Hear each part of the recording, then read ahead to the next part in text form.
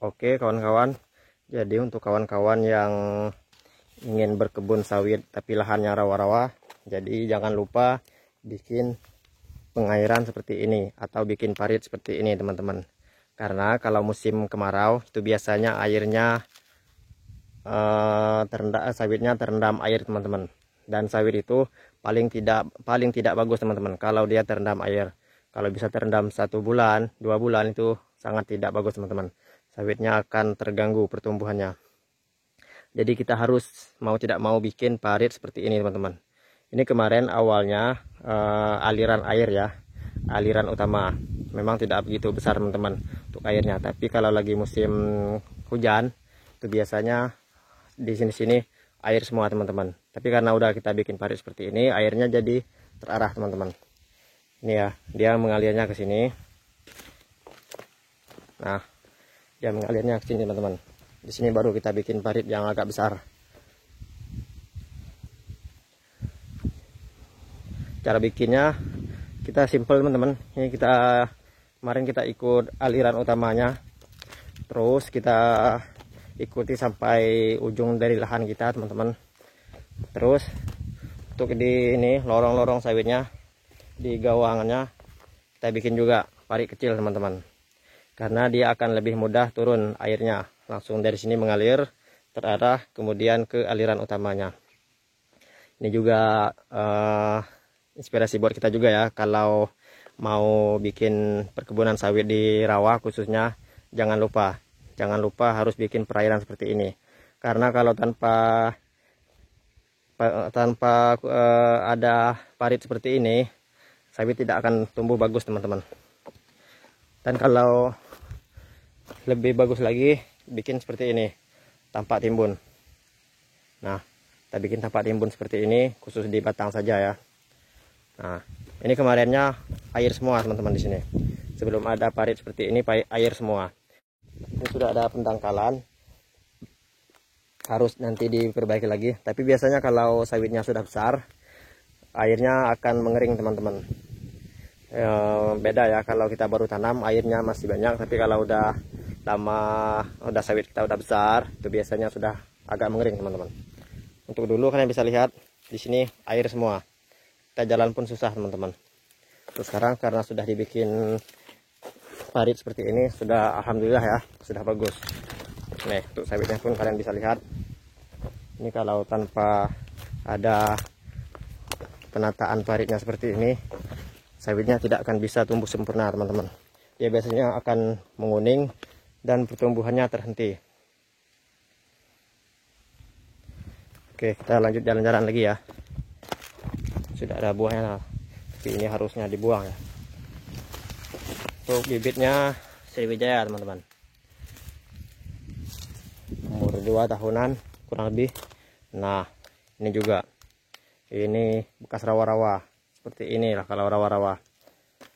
Jadi kalau kita mau sawitnya bagus, kalau dia tahan rawa, mau tidak mau harus dibikin parit seperti ini.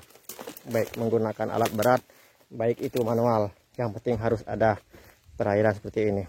Kalau tidak ada perairan, kalau tidak ada parit seperti ini, kalau lahannya tergenang 1-2 bulan pun, itu sawit nggak akan bagus teman-teman. Udah paling bagus seperti inilah penataannya. Oke, kita jalan-jalan dulu ya. Nah, ini untuk buahnya. Ini belum dikastrasi. Ini udah masuk jadwal kastrasi ya. Ini juga. Nah, untuk di sini kalian bisa lihat rawa-rawa sekali tanahnya, sangat lemah ya. Kita injak pun kaki kita tenggelam. Nah, ini untuk parit di gawangan tadi teman-teman. Jadi tekniknya kalau di sini ada parit, nah di sininya kosong teman-teman. Kemudian di sebelahnya harus ada lagi. Jadi apa, seling-seling lah istilahnya. Nah, seling-seling. Barulah di sini tadi parit yang besar yang utamanya teman-teman. Jadi dia fokus ini ya di satu tempat ya, terarah. Ini memang kalau standar perusahaan juga beginilah biasanya kalau untuk mengolah lahan di rawa. Tanpa ada parit seperti ini, sawit nggak akan bagus kalau sawitnya tergenang air teman-teman. Karena meskipun sawit ini butuh banyak air, tapi kalau udah tergenang dia nggak mau lagi teman-teman ya. Nah ini nanti kalau udah panen, buang-buang pelepahnya di sekitaran sini.